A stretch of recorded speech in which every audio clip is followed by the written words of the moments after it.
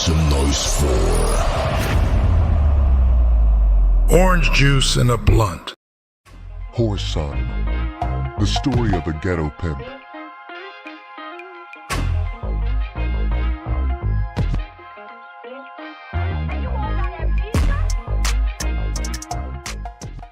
Ignorance. So what, fool? Do you think it helped your cause any by spitting in her face? He began to lecture me, as though I were a child.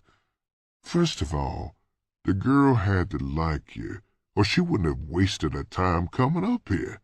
Second, ignorant-ass nigga, the girl got big stuff. I mean big stuff.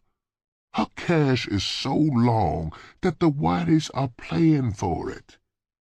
So what do? Instead of smoothing her feelings out and talking her into changing her mind, you spit in her face like some damn kid. And to think that I thought you might one day be a player. No wonder your partner stole your main woman. You ain't got no style about you. It occurred to me to knock him down. But in my heart, I knew what he was telling me was true. I gritted my teeth and listened. He studied me solemnly. Here, everybody in the prison is dreaming of the opportunity that presented itself to you.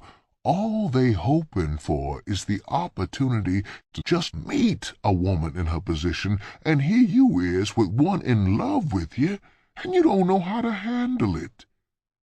His scorn was blistering. The only reason I took an interest in you when you came to this prison was because me and your mama used to be good friends. But if I'd known you was this much of a fool, I'd never have spoke to you. He removed a cigarette and lit it. Any time a nigger and whitey are shooting at the same woman and she's black, the whitey has to have big money to win. In your case, sucker, the honky ain't got big stuff. He just another po-ass singer with one record out. For several moments he remained silent. I stared at him, and suddenly it dawned on me that he was taking this personally. Looking at it from his viewpoint, I could understand his anger. For him, such a woman would be a precious possession, an opportunity of a lifetime. Naturally, he resented my blunder. To him, it seemed as if I were tossing away something he had searched for all his life without ever attaining. With me, it was different. I was 20 years younger than him, and I didn't have a doubt in my mind that I wouldn't get over big when I got out of prison. There wasn't any one bitch in the world that I felt I had to bend over backwards for. What the other niggas in the penitentiary thought about me didn't mean nothing. I was going home in less than 4 months. What they didn't realize was that the bitch got away lucky. If we had been anywhere else, I would have done much more than spit on her. I grinned. I began to picture myself peeing on top of her head. The old con scowled at me. I don't know what you find to grin about. I guess you think you done something cute. Well, you sure in the hell didn't, young ass, bitch-ass mother. That's as far as he got. I caught him upside the head with a hard right hook, then put 2 sharp left hooks in his stomach that folded him up.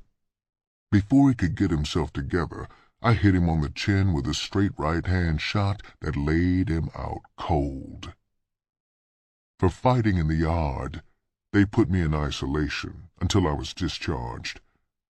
That was all right with me, 'cause I knew if they put me back in population, I was going to have a lot of trouble out of that con. He wouldn't forget the sneak punch I'd hit him with no time soon. and then to get knocked out by a younger con like me, even though I fought on the boxing squad, wouldn't make matters any easier. He would have to retaliate, or his name would become Pussy.